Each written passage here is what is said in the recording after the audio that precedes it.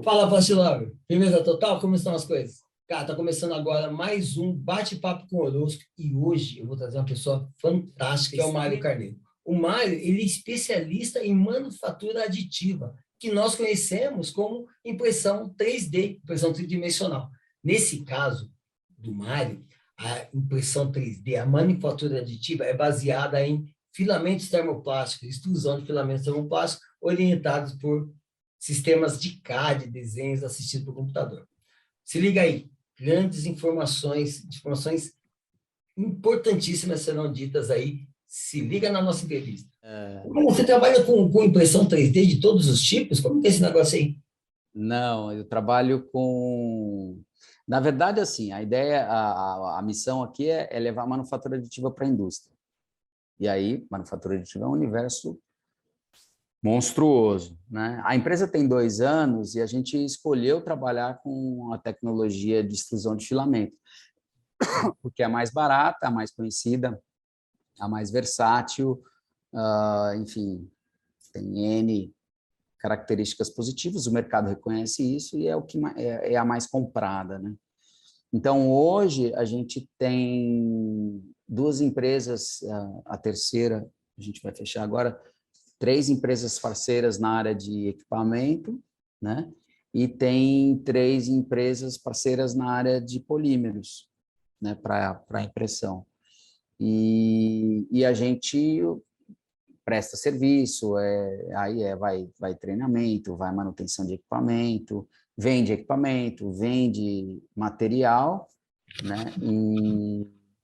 E entrega isso tudo para a indústria. A gente foca na indústria por conta da minha história, na verdade, né? Que sempre trabalhei com o mercado empresarial e a indústria em geral. Você produz o seu próprio filamento? Ou você adquire de um Eu fornecedor? compro, eu importo, na verdade. Hoje, Nossa, meu fornecedor é de fora, eu importo. eu me recordo lá no Senai, quando a gente começou com esse procedimento, né? Que os cartuchos dos materiais eram extremamente caros, né? Difíceis de Sim. encontrar, a gente tomava canseira para chegar o material e tal. E aí eu até percebi que algumas pessoas buscaram a produção nacional, né? Uhum. Mas muito rapidamente nós desistimos, né? A gente não consegue ter uma continuidade dimensional na qualidade de fluxo do material que garanta a impressão, né? Eu me recordo a gente, eu mesmo não, né? Eu trabalhei pouco com impressão, mas os meninos, eu ficava com dó deles, porque o chefe fala, não, tem que ser mais barato, é muito caro, precisa diminuir o custo. E, cara, não tinha jeito, né? Ou era qualidade ou custo, não dava para ter os dois, né? Hoje em dia ainda está assim esse negócio? Não, hoje em dia tem um monte de coisa no meio, né?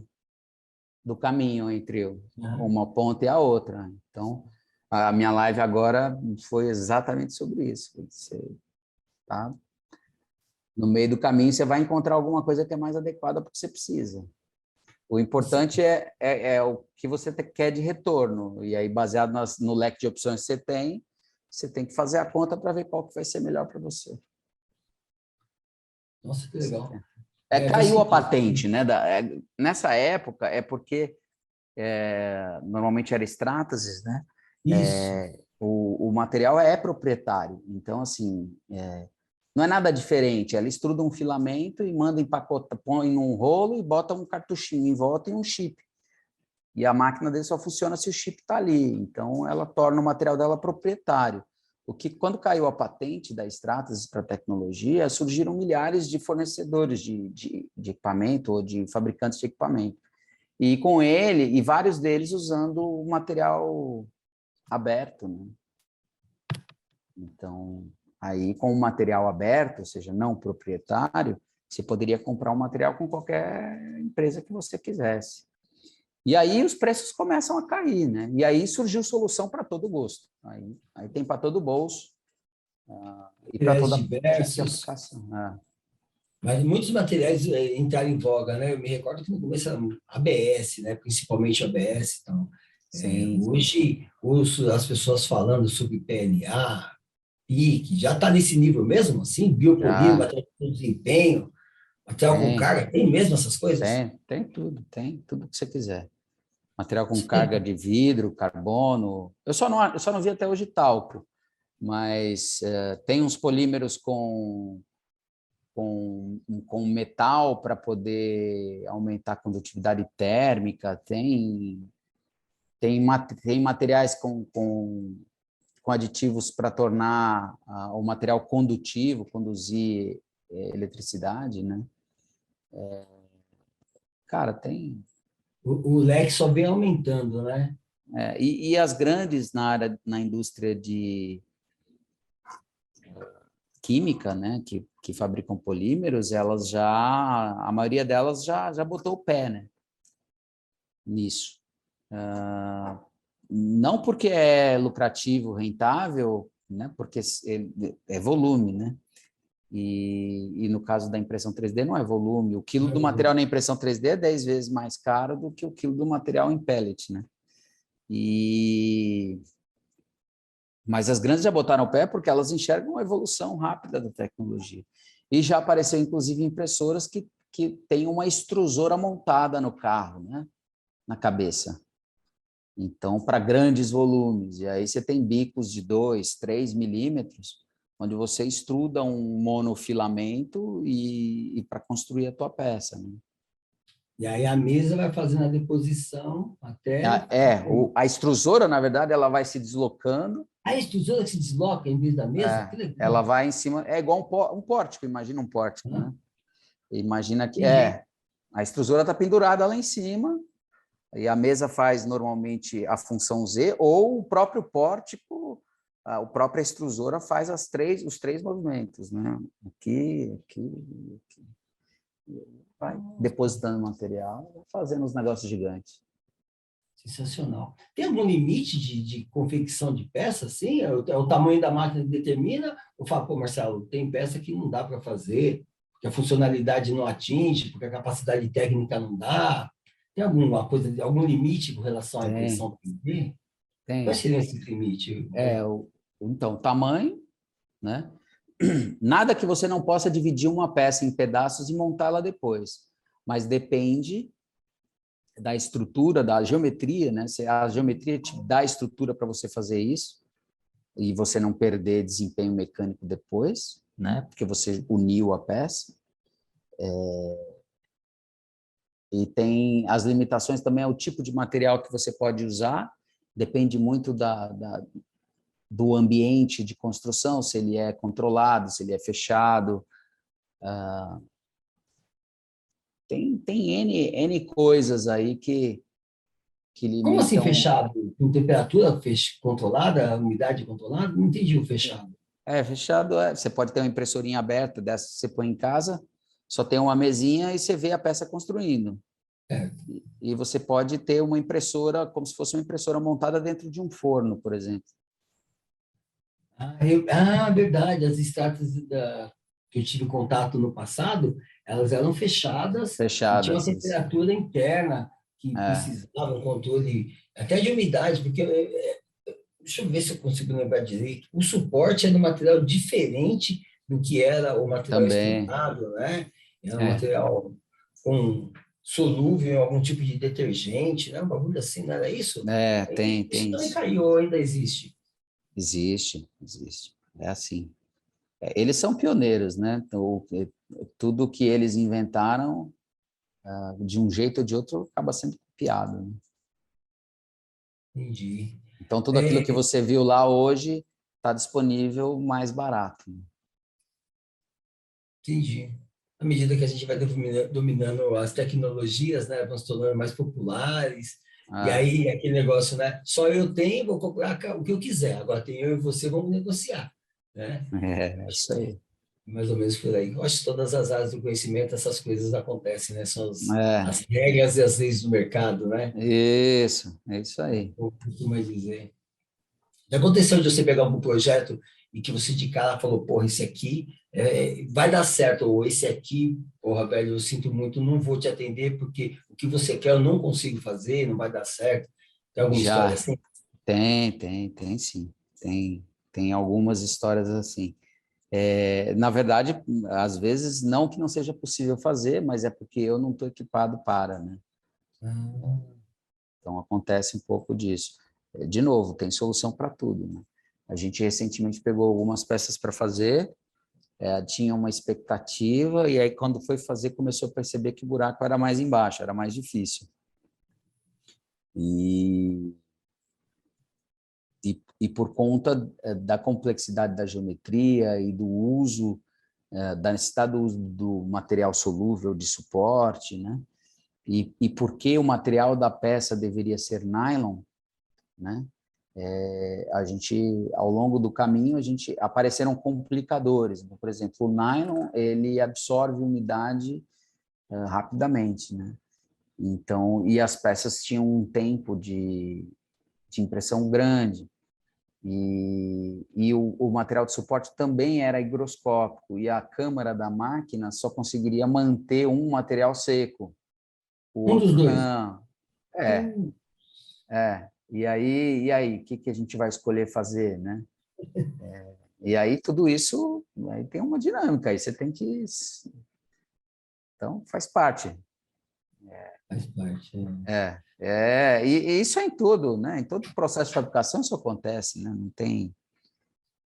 Todo mundo se vira nos 30, até acertar um jeito de fazer, e às vezes é muito mais difícil do que inicialmente você pensou que seria, né? Mas... Há muitas escolas, assim, acredito eu que muitas, né? Algumas escolas, então, entraram por esse caminho de manutenção de máquina impressora e até montagem de máquina impressora. Lá na escola mesmo, nós tínhamos um setor que fazia essa manutenção e tal. O que aconteceu e por que a coisa não fluiu, percebo, né? Que algumas das pecinhas são impossíveis de serem encontradas, né? Tem que ser importada, ou você tem que se sujeitar a uma qualidade inferior, ou, né, o que alguns meninos escolheram na escola, né? Eles imprimiam as peças que precisavam, né? E aí, dependendo, né, você sabe isso muito melhor do que eu, né? Dependendo do tipo de impressão do material, cara, você não vai conseguir aquela capacidade técnica, né? Você Não, precisa acontece. ter um equipamento mais evoluído, um material com melhor condição, uma Sim. capacidade de impressão mais... E a escola abandonou o curso, né? Porque a manutenção das máquinas que quebravam durante o manuseio dos meninos era mais caro do que eles pagavam de mensalidade, né? E a gente começou a perder equipamento. Isso foi quando, Marcelo? Deve ter sido uns 5 anos atrás. Que foi... Começou e deve ter parado com uns 3 anos atrás. E vocês fizeram isso com máquinas Stratasys? Não eram máquinas extratas, Não? eram equipamentos de outras marcas. Eu vou te falar a verdade, eu não sei a marca, porque ainda essa semana eu estava no laboratório olhando o que sobrou, começaram a montar Frankensteins, né? Pega uma peça daqui, pega da outra dali, e a peça Nossa. acaba virando almoxarifados, e aí diminui uma, diminui outra. E eu não lembro de ter visto nenhuma marca lá assim que eu reconhecesse, né? Tá bom, eu olhei que nem a minha cara, só dei uma passada de olho geral, né? Fiz aquele comentário, pô, que dó, né? Que pena que perdemos, tal. E o menino falou isso, falou, a gente tentou produzir as peças, Marcelo, mas o material não era o suficiente, a máquina não era boa o suficiente, tal. Como é que você se vira com isso? Você coloca isso já planejado, pô, essas peças eu sei que elas não duram nada, eu já botei elas de estoque aqui, ou mantém esse... Então, cara, essa realidade é a realidade de quem tem equipamento importado na indústria, né? Então, o que não é pouco. Conforme o seu parque instalado, você tem que... E o plano de manutenção que existe para aquele equipamento, você vai ter uma frequência de quebra esperada para para determinada peça. Então, sei lá, para cada máquina que eu importo, eu trago, vamos dizer, o bloquinho de aquecimento de alumínio, eu trago um a mais. Para cada 5 máquinas que eu trago o conjunto extrusor um a mais. Para cada 10 máquinas que eu tenho, eu trago, e aí você vai montando o seu estoque de reposição, né? É estatístico, pode acontecer do cara quebrar um negócio que, pô, não tem a peça aqui, tem que mandar vir de avião, não sei o que, para resolver o problema do cara. Isso é natural. Não tem... O que tem que ter é um pouquinho de bom senso né, e proficiência para manter um estoque de reposição conforme a sua base de máquina instalada vai aumentando. Isso vale... A diferença é que quando você importa, demora, né? Mas isso acontece para qualquer outro tipo de equipamento, por exemplo, nacional. A diferença é que o cara ele tem o meio de produção daquele componente à disposição. Se ele precisar fazer uma correria, fica pronto mais rápido, né? É perto, é rápido, consegue negociar. Se é longe, é pior, é tudo pior. É mais difícil, é mais difícil. Mas, assim, aqui no Brasil, a gente está há 10 anos atrás. Então, o que os caras estavam passando nos Estados Unidos e na Europa há 10 anos, nós estamos passando agora. Então, assim, a gente vê, por exemplo, fabricantes nacionais de equipamentos nessa área de manufatura aditiva para extrusão de filamento, a proposta é louvável, mas a qualidade tem muita maquiagem, né? Você olha e fala, aqui não. Mas a qualidade do que tem ali dentro deixa a desejar. Por quê? Porque a nossa indústria não é competitiva. A gente já não tem mais um supply chain, né, na indústria de máquinas farto. Então, o cara não tem a parte eletrônica aqui. O cara tem que importar tudo da China, né? Aí o cara importa componentes caros, ele também fica sujeito a flutuações dólar, navio que não tem container, e não sei o quê, e imposto que sobe, imposto que desce, e aí o cara não consegue fazer um equipamento competitivo se você for importar, por exemplo, um equipamento da China pronto. Entendi. Entendeu? O cara não consegue. Não é nem porque ele não queira, mas... Ou o cara tem que usar de muita criatividade mesmo, entendeu? E pega mal no fim, porque fica aquela história do importado é melhor que o nacional. Ah, não é porque eu não valorizo o que é o nacional, é porque é melhor mesmo. É porque é melhor Pronto. mesmo. Cara, não é. Por que você acha que... Ai, eu acho isso um descrédito, você colocar como se importado fosse top e tal, e o nacional não é. Mas é porque é assim, entendeu? Não é de outro jeito. Fomos nós que fizemos assim. Se a gente quiser mudar isso, que a gente mude a forma de fazer, né? Vai ficar caro, o mercado não vai pagar. Mas ninguém se dispõe a fazer um negócio bem feito e fala assim, esse aqui custa 30, não custa 10. Não. Mas custa muito caro. O próprio cara que está vendendo fala que custa muito caro. Não custa caro, é bom pra caramba, meu. Tem que custar 30, não custa caro. É isso, né? É cultural também, tem um monte de coisa atrás disso. Não gosto nem de falar nisso, porque cansa. Não, a história da nossa indústria, ela passa pela formação dentro da própria indústria, né? Então, as pessoas percebem isso, assim, de forma geral, né? Na transformação de plástico, principalmente. Muitas empresas pequenas estão nascendo nos interiores do país, né? Outras regiões estão se desenvolvendo, e grandes empresas estão se deslocando para o interior e assim levando seus fornecedores. E esses fornecedores que estão sendo desenvolvidos, muitas vezes não têm o conhecimento técnico, né? E aí passa exatamente o que você está falando. Porra. O cara ele vai ter que dar um jeitinho de melhorar aqui, um jeitinho de melhorar ali. A gente sabe onde termina essa história, né? É uma coisa sem qualidade, com custo mal elaborado. Aí o cara nem ganha dinheiro porque ele não vende num preço decente e não consegue fornecer um produto com qualidade, né? E aí fala, pô, é o governo que é ruim. Não é, né? Todo mundo Pode ser que o perde. governo seja parcela, mas não é só isso, né?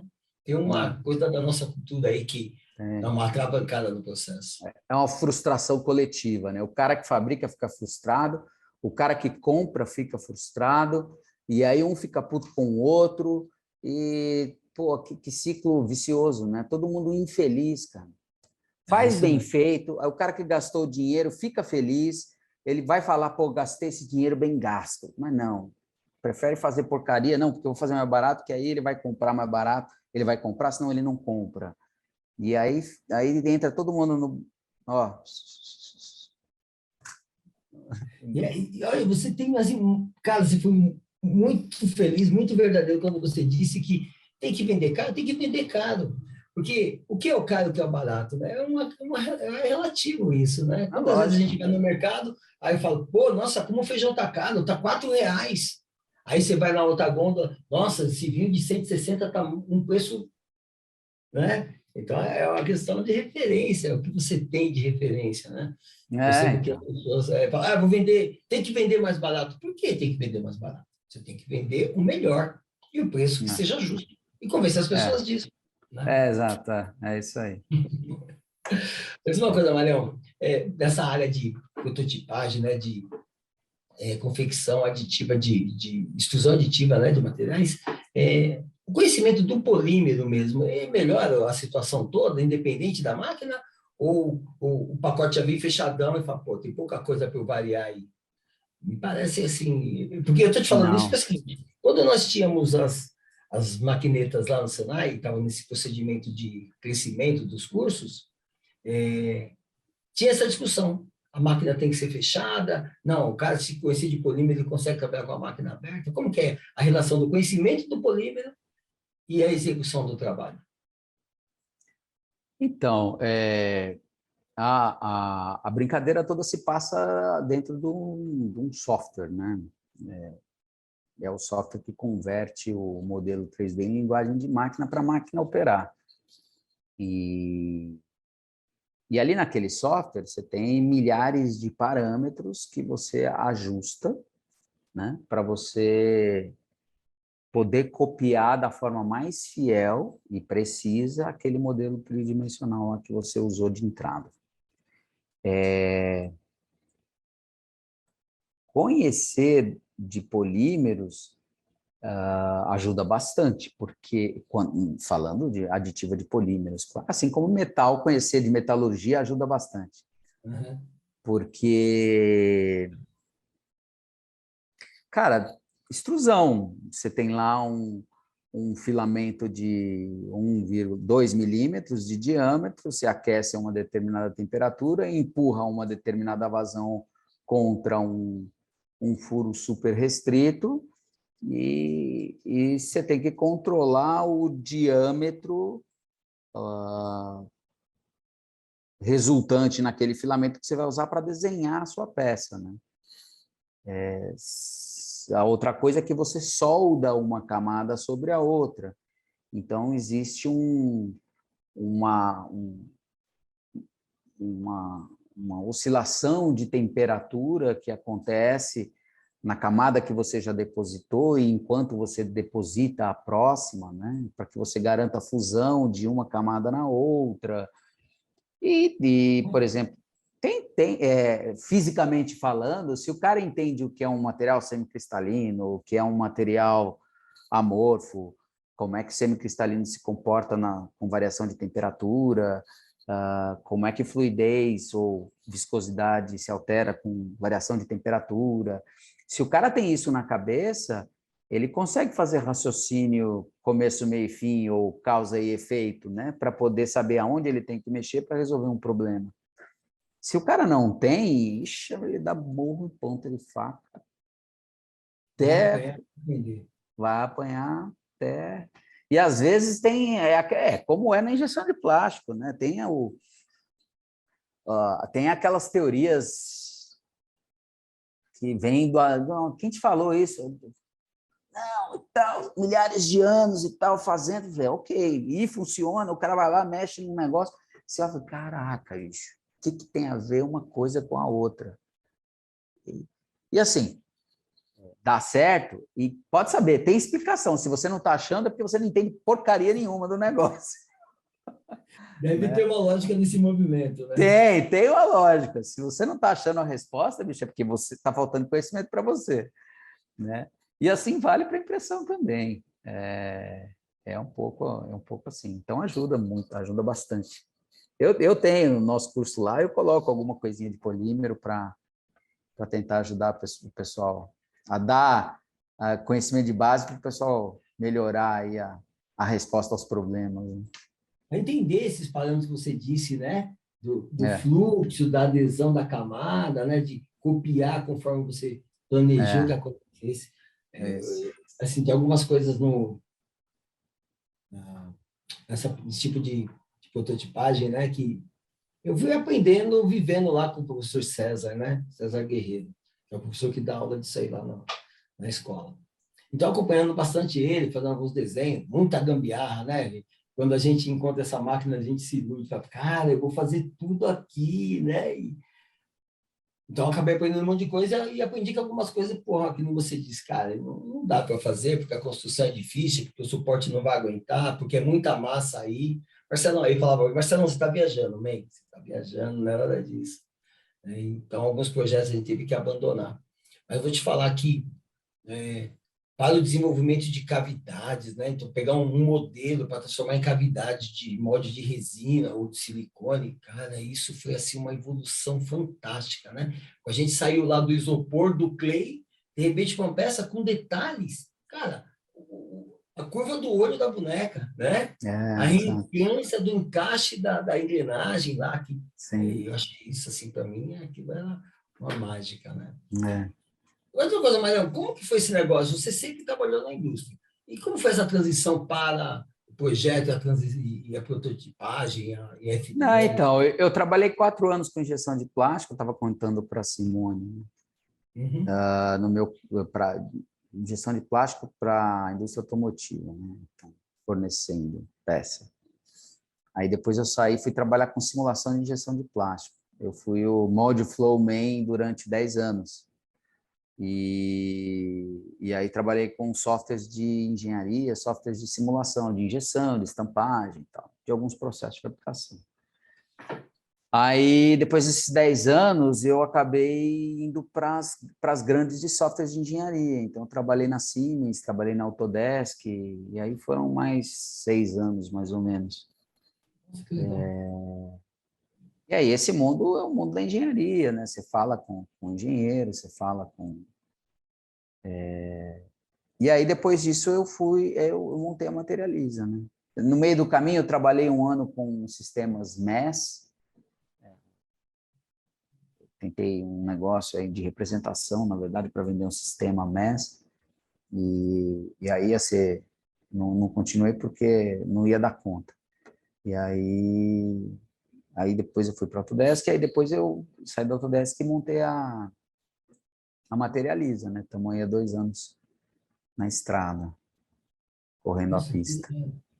Você vê, né? A gente vai se enveredando. Aquilo que eu falei sobre a prototipagem acabou acontecendo, né? A gente se envereda, vou por aqui, cara, eu estou gostando daqui, mas aqui tá cheio de espinha, esse caminho está meio apertado, vou dar uma desviadinha por aqui por volta. Né? Que legal que você chegou nisso daí, viu? Olha, assim, eu percebo que o mercado tem muita carência desse tipo de produto, sobretudo as empresas que desenvolvem peças novas, cara, é um parto, assim, é uma dificuldade imensa você conseguir um modelo decente que atenda a sua necessidade para teste, para produção, ou até para usar como modelo para confecção de alguma outra peça mesmo, né? Eu sou fã da manutenção industrial, viu, Marcelo? A prototipagem rápida, né? Ela já consolidou, quer dizer, que é a melhor tecnologia para você fazer protótipo, não necessariamente funcional, apesar de funcional já ser possível, mas que isso já é consolidado, então todo mundo que quer fazer protótipos já pensa na impressora, tem que ter uma, etc. Ok. O meu sonho de consumo é manutenção industrial, porque tem milhares de indústrias com custos elevados de manutenção, de peças de almoxarifado de reposição, em que mantém peças caríssimas que são importadas, paradas aí esperando quebrar, e com a variedade de processos e materiais, você consegue fazer peças funcionais que botam equipamentos que quebram para voltar a funcionar só com um componente impresso, né? Está mais que comprovado já, a indústria alimentícia foi, acho que, a primeira a perceber isso, alimentos e bebidas também, e E aí tem várias indústrias, sabe, que não abriram o olho para isso. E também é um pouco cultural, porque o pessoal que está ligado à manutenção está acostumado a sujar a mão de graxa, pura e simplesmente, né? Consertar, Cara, né? me dá aí a peça onde é que eu vou montar ela, eu sei montar esse negócio aqui, mas para mim construir essa peça, eu não sei. Eu falo, meu amigo, se você soubesse como é fácil hoje, você não diria isso, e é fácil.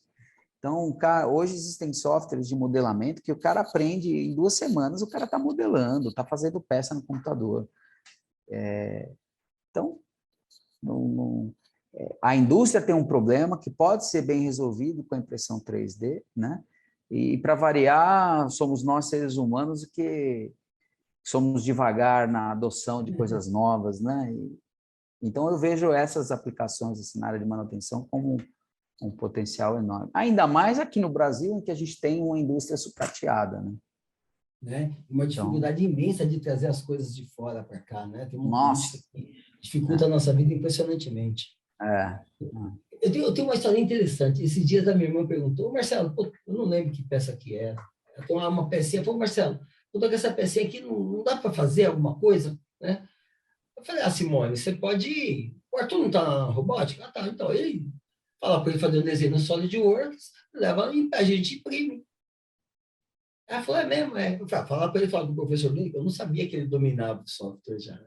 Falar que ele falava com o professor dele lá do Senai, né, lá do Roberto Simonsen, e o cara vai dar um jeito. E a resposta do professor foi, não, o Arthur já sabe de modelação, né? Fala para ele modelar e ele imprime mesmo, ele mesmo faz. Então, é isso, né? A indústria ainda não pegou esse viés, né? O pessoal da manutenção, você tem muita razão nisso, cara, isso é muito legal. O pessoal da E, manutenção ainda está na fase e, da construção, né? e sabe o que é legal, cara? É uma senhora oportunidade para os profissionais que estão nessa área, que são tão desvalorizados, porque hoje eles são um custo necessário, né? Então, assim, o cara que investe na máquina, ele tem na cabeça, lógico que não, né? O empresário sabe disso, mas é cultural também, né? Mas tem aquele negócio de, cara, eu comprei a máquina, ela tem que funcionar, não tem que pagar alguém para manter a máquina funcionando, né? E E outra, depois, eu tenho que te manter aqui porque a desgraçada quebra. Aí eu tenho que te pagar aqui, você fica a maior parte do tempo aí à toa, aí quando ela quebrar, você vai trabalhar. Sabe? Tem um pouco desse. tem sim, tem E, sim. cara, para o cara da manutenção, é uma tremenda oportunidade para fazer um pouco de engenharia, né? Agora já, na prática, lá, a máquina está ali, está pronta, quebrou, tem que arrumar. Ah, não vou ficar esperando peça para consertar. Usa a cabeça, cara. Usa da criatividade. Tem uma impressora 3D aqui. Desenha um troço maluco aí que o fabricante não foi capaz de pensar e que você é capaz de pensar porque você sabe como a máquina funciona melhor que ele. Pensa no negócio, rabisca isso aí, imprime, vai lá e põe para funcionar. Sua máquina não só vai voltar a funcionar, como vai demorar mais para quebrar, vai funcionar mais rápido, melhor, porque você que conhece dela melhor que o fabricante, desenhou a solução. E sabe o que isso vai te custar? Aumento de salário. Você vai ser mais importante. É isso mesmo. É Você isso não vai mesmo. ser o cara da manutenção, você vai ser um engenheiro industrial. Né? Pô, Se a sua... sensacional. cara, pô, sabe onde isso é muito... por isso que a indústria de bebida e de alimento descobriram isso, porque a engenharia na indústria de alimento, bebida e outras indústrias,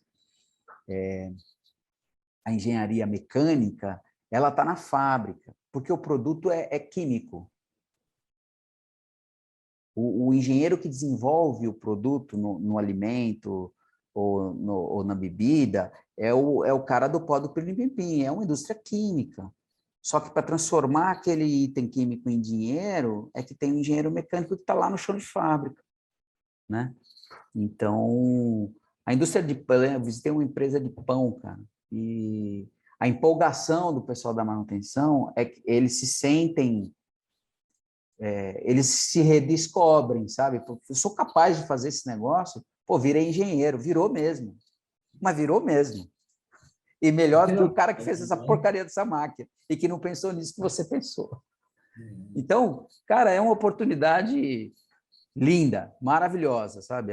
Eu sou meio apaixonado de vez em quando, mas é real, isso vira, né? Isso vira resultado, né? Imagina. A gente tem O, o, case do- aqui. o domínio dessas tecnologias, né? É bastante interessante. Vou falar um lance, né? A prototipagem ela tem essa possibilidade do cara criar. O César, esse professor aí, ele fala o seguinte, cara, se você tem uma ideia e se você conseguir transformar essa ideia em desenho, eu transformo ela em peça. E se eu transformar em peça, eu transformo em molde. Ele fala isso aí, né? A gente não sei se o molde vai ser caro, se vai ser barato, se vai ser injetado de uma vez, se vai ser... Eu não sei. Mas se você transformar isso em desenho, eu transformo isso em sólido, né? E é isso, né, cara? O operador, o mecânico, ele está lá no chão de fábrica, ele sabe, pô, isso aqui está pegando aqui, isso aqui está pegando aqui. Se eu fizesse um negócio, tivesse uma curva diferente, ele pode construir isso, né? E aí você falou, ele vai se tornar o engenheiro da máquina, o construtor, o inventor. Algumas empresas têm os seus professores pardais, né? Eu me recordo de nas empresas onde eu trabalhei, sempre tinha um lá, o super gênio, né? Quando esse cara descobrir a prototipagem, aos que descobriram já estão voando, mas aos que ainda não descobriram, quando descobrir, eles vão voar. Vão voar porque é uma tecnologia fantástica mesmo, eu acho que...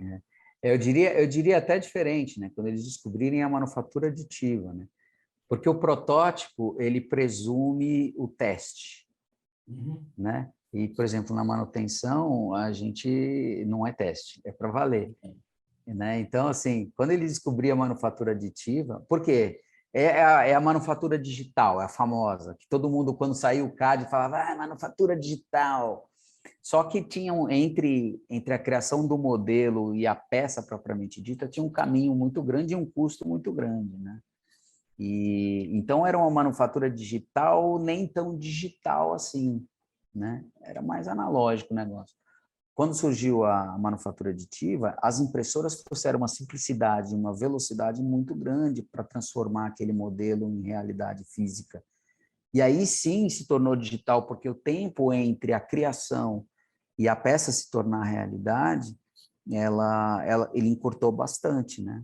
É a mesmíssima história da máquina fotográfica digital, né? Você tirava uma foto antes, demorava 90 dias para ver o resultado. Sabe o que você aprendia com isso? Nada. Você não sabia tirar foto nunca, tinha que ser profissional, né? Tinha que estudar um tempão para aprender a tirar foto. Quando a gente diminuiu o tempo entre o que eu faço e a resposta, todo mundo aprendeu a fotografar. Verdade. Porque o resultado aparece na hora, então você faz a causa e efeito. O que eu fiz aqui que causou isso, né? E a impressora 3D traz isso também, quer dizer, o tempo entre a criação e o resultado é muito mais curto, né? Então, você ganha uma produtividade de criação, e aí a melhoria, e aí pensar um diferente. Então, assim, quando esse cara, você falou, o cara da manutenção descobriu, o cara que cria descobrir a manufatura aditiva, porque ela entrega o resultado rápido, aí, cara, o céu é o limite, né? Essa aqui é a pegada. E essa possibilidade de variação, cara, tem máquinas que você deve saber disso, né? Máquinas imprimem vários materiais e não só com coisas diferentes, mas com características técnicas diferentes, né? Mais flexível, mais rígido, Sim. mais suporte e tal. Cara, eu acho isso fantástico, né? Legal. Eu visitei uma empresa que tinha algumas máquinas ali, ela fica em Santo André, perto da Avenida do Estado, na Prestes Maia. Eu não me lembro o nome dessa empresa. Me lembro que eles tinham pelo menos uns 4 modelos diferentes de manufatura aditiva. Acho que tinha sintetização a laser, tinha aquela com resina, né? Não me lembro o nome. Acho que é SLA. Sim. Isso. E para mim aquilo faz uns 6 anos atrás. 6 anos atrás.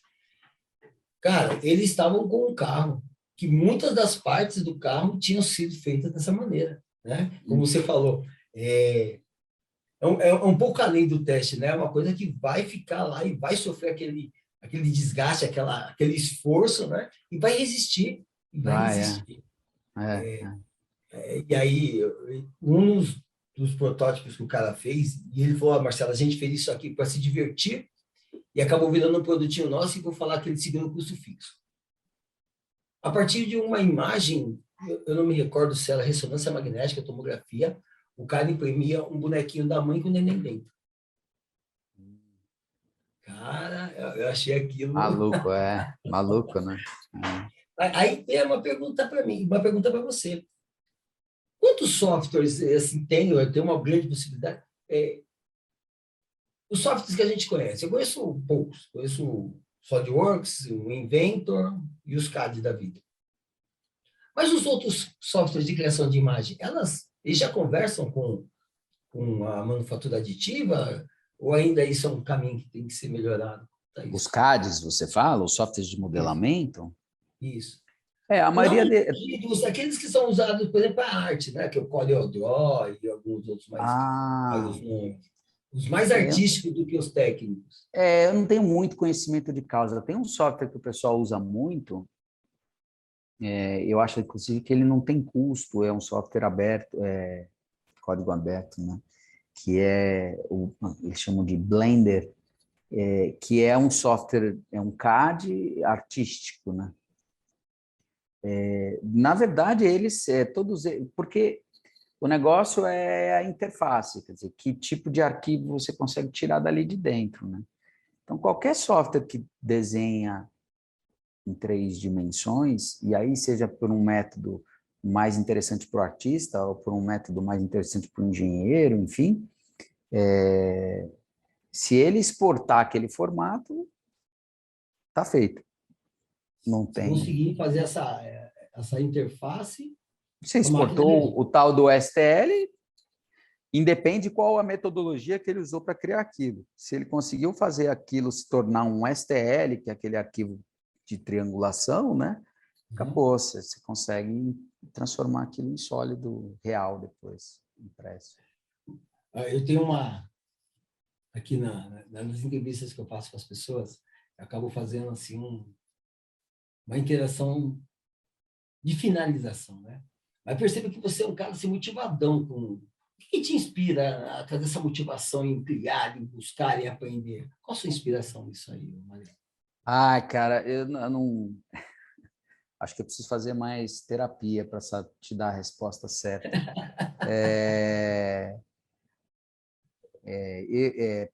Pessoalmente, eu sempre fui muito curioso, né? Então, às vezes, a minha esposa, ela se irrita, né, cara? Porque eu faço um monte de perguntas e ela fica pensando, para que você quer saber tudo isso? Eu falo assim, não sei. Agora, essa informação não vai me servir para nada, mas eu tenho certeza que alguma coisa vai aparecer na minha frente e pode saber que essa informação que você está me passando agora vai me servir para alguma coisa. Então, assim, eu sempre fui super curioso, sempre quis saber mais, sempre tive apetite por conhecimento. Então, quando o assunto com o qual eu estou envolvido me desafia constantemente, e aí, tecnicamente falando, porque eu sou engenheiro, né? Normalmente é o que me provoca mais. Eu me empolgo, eu fico... E eu sou um cara apaixonado também, eu sou meio, assim, não sou tão pragmático assim, sabe?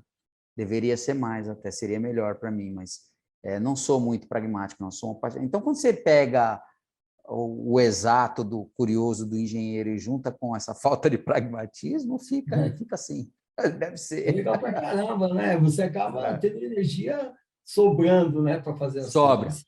Legal. Sobra, só que assim, vira suor, viu, cara?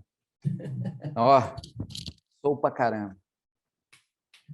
Lipa não chulipa, é sensacional. E, Manuel, qual que é o seu sonho, man? Nessa caminhada que você está aí? Você tem um sonho, você busca para, porra, eu quero chegar lá, ou não? Você fala, porra, meu sonho é continuar. Eu estabeleci um propósito, na verdade, né? Eu não... Eu te confesso que talvez faltem metas mais claras, né? Para o futuro. Eu enxergo o futuro da empresa, enxergo o futuro, né, profissional, e quando eu estabeleci um propósito que é levar a engenharia para o máximo de gente possível, mas nesse caso, focando nesse mundo, né? Nesse processo de fabricação. Mas, se vai para ser bem aberto, é levar a engenharia para o máximo de pessoas possível. E em termos de... E para a gente fazer isso, na verdade, a gente tem que estabelecer, a gente tem que crescer, né? Tem que ampliar a visibilidade, né? E tudo isso custa. Então, tem que fazer essa empresa aqui crescer, cara. Ela tem que ser mais vista por mais gente para a gente poder ter condição de fazer mais por mais gente. Então, basicamente, eu enxergo esse caminho, mas eu não... Nesses 2 anos, eu me contive a tentar estabelecer metas para, no máximo, 1 ano de distância, sabe? Porque mais do que isso está complicado. E são vários fatores externos que nos mantêm assim, né? Exato. E aí, você se agarrar a um propósito e enxergar a estrada, talvez seja, por enquanto, suficiente, né? Eu espero logo poder botar número nisso num espaço de tempo mais longo. Sensacional, Mariana, sensacional. Cara, assim, para mim ainda a manufatura aditiva ainda para mim é uma novidade. Eu ainda tenho assim muita curiosidade em aprender essas coisas, né? Eu fiquei um tempo fora da escola, fui para a indústria, trabalhei um tempo na indústria, voltei para a escola novamente e me deparei de novo com essa tecnologia que me encantou lá no passado, né? Na época dos cursos das máquinas. Eu tenho muita curiosidade em aprender isso ainda, né? Em dominar. E ter a satisfação de poder ajudar uma pessoa, aí a pessoa vem, pô, professor, eu queria fazer isso aqui, como que eu faço? Cara, faz um desenho lá no software, em 3D, salva na extensão certa, vamos lá falar com o professor César, vamos imprimir isso aí e vamos, cara, vamos evoluir essa ideia.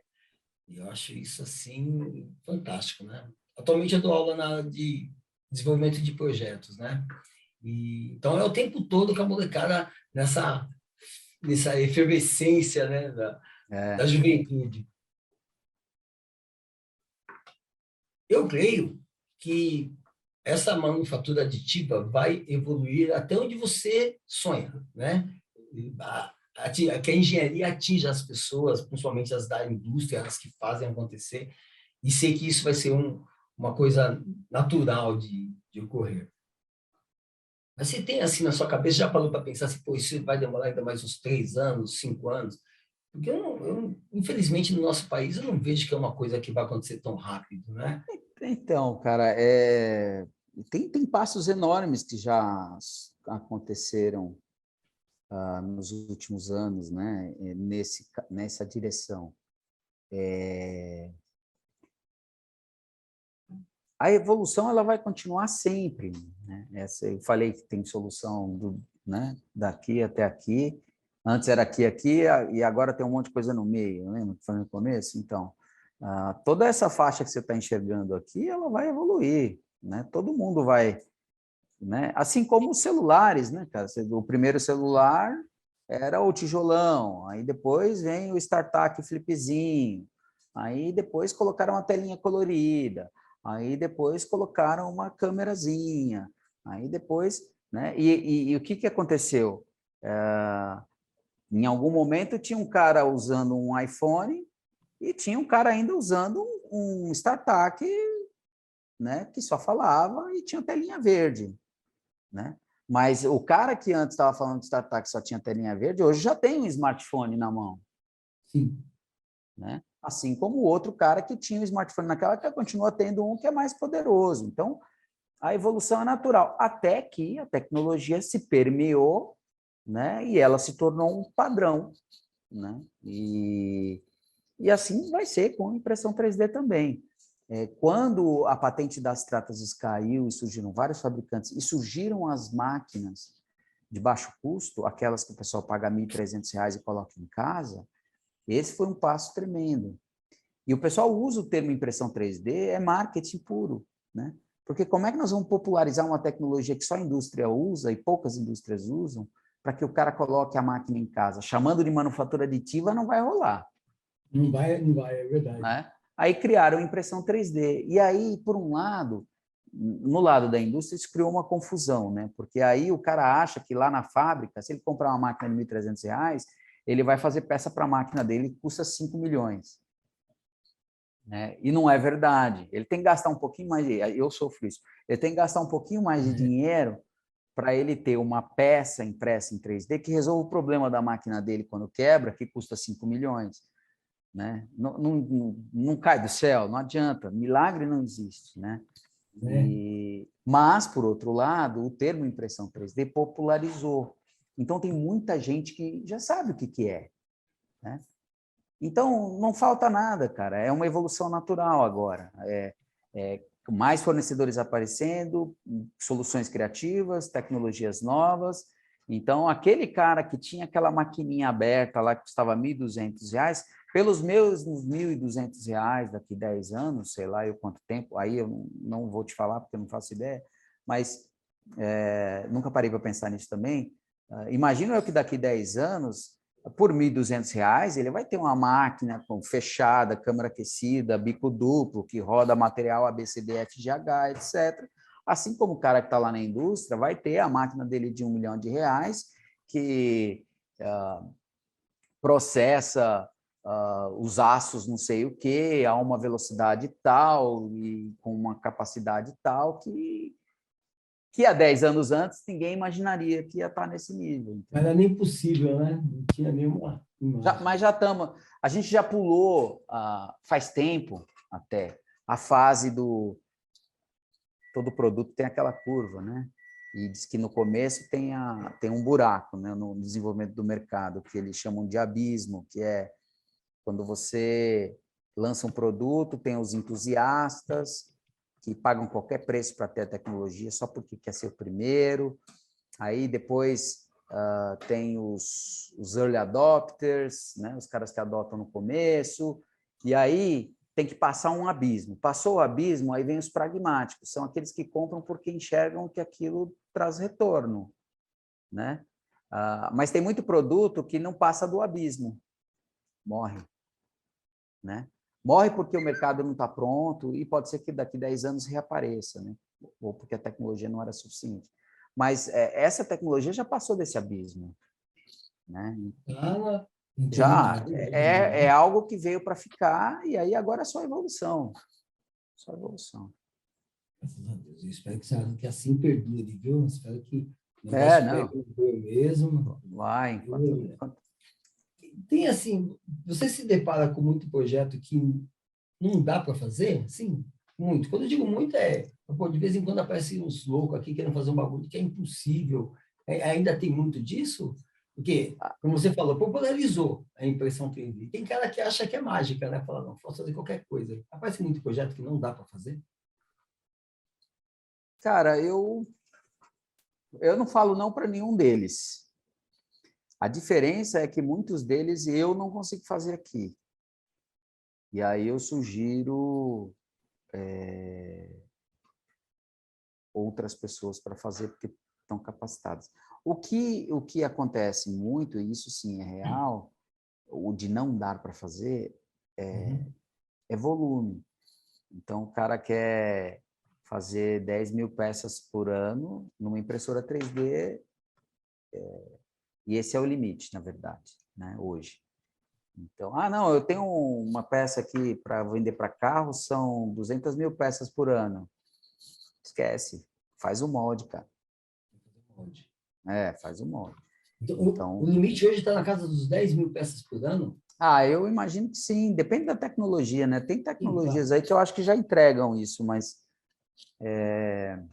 nas tradicionais e na extrusão de filamento é difícil ser passado isso aí, para que financeiramente seja justificável. Sim, sim. Legal. Pô, cara, aprendi muita coisa hoje sobre impressão, viu, Mariano? Estou muito feliz com essa conversa. Bom. Cara, como eu estou enveredando pelo desenvolvimento de projetos, assim, me trouxe à cabeça muitas informações que eu vou utilizar, viu? Eu agradeço de coração aí o seu tempo, viu, Mariano? Tá. Sensacional. Imagina, eu que agradeço o convite. E aí eu já deixo a sugestão, compra uma maquininha de R$ 1.200, coloca aí na tua casa e vai brincar no final de semana. Não sei se a sua esposa vai deixar, se é esse o seu caso, mas se for, e ela deixar, compra uma maquininha, coloca lá e vai fazer uns brinquedinhos que você vai ver que... Começa a aprender e se divertir, né? Você tem toda a base necessária para fazer um monte de coisa legal. Então, você tem algum curso nessa área, né? Tem sim, né, cara? Conta para nós como que é esse negócio. Então, eu tenho 2 cursos, na verdade, que é um curso só com 2 nomes diferentes e um formato um pouquinho diferente. Um deles chama Impressão 3D para Aplicação Industrial, lá no site da Materializa, www.materializa.com.br. Tem lá cursos, e aí você vai entrar na landing page do curso Impressão 3D para Aplicações Industriais. Lá tem mais detalhe. E tem o curso Impressão 3D como Negócio, Enfoque Técnico. É o mesmo curso, né? Ele fala um pouco de teoria e traz exemplos e desafios dentro do curso, EAD também, né? E aí... Só que um deles é direcionado para o cara que está na indústria, e outro, ou que quer aplicar aquilo na indústria, e o outro para o cara que quer fazer o negócio próprio dele e tirar um dinheiro extra ou tirar todo o dinheiro dele com impressão 3D. Né? E aí o curso como negócio, ele tá hospedado na Hotmart também, e agora eu não tenho certeza se ele está com acesso direto ou aberto. Na verdade, a gente abre ele só em campanhas mesmo, né? Tem nas lives, etc., a gente coloca o link, o cara assiste uma aula grátis e aí dali ele vai acessar o curso, né? Na landing page. Mas, assim, para acessar esse conteúdo e entender o que é, o materializa.com.br, lá na opção cursos, tem todo o assunto esmiuçado, né? É um curso técnico, a gente ensina o cara a imprimir, mas com a cabeça em aplicações que vão demandar resistência mecânica, resistência à temperatura, precisão dimensional, qualidade superficial. Então, assim, não é para fazer vazio. Entendi. Cara, eu vou acessar seu curso, eu vou aprender essas coisas aí. Vai lá. Comprar a máquina, eu acho que eu não vou comprar, vou fazer uma coisa diferente. Como tem aquele cemitério de maquinetas lá na escola... Traz uma para você. É isso, vou comprar uma, vou imprimir as pecinhas, Lógico. vou aprender, depois vou descobrir que o material não é dedicado, depois vou descobrir que o formato podia ser melhorado, vou melhorar, né? Eu acho que faz parte do nosso movimento. Caí, também vou te divulgar, viu? Saiba que de vez em quando alguém vai perguntar: o Marcelão falou de você aí e tal, porque eu acho que é um campo fantástico, eu acho que tem muita necessidade, tem muita gente que nem sabe que precisa desse trabalho, né, cara? Exato. Tá sofrendo aí, e quando disse que ele falou, era só isso. Pô, se eu soubesse que o Mário estava aí, eu já tinha procurado ele, né, cara? Pois é, né? Caramba, viu? Eu só não quero ficar... Só não quero ficar com todos os cabelos brancos ou não quero esperar a próxima vida, não. Vamos que seja rápido. Manel, eu não vou ficar com todos os cabelos brancos, né? Você conta legal. comigo, viu? Tá bom. Se precisar, que eu puder ajudar, né? Claro. Aqui no canal com as meninas, conta comigo.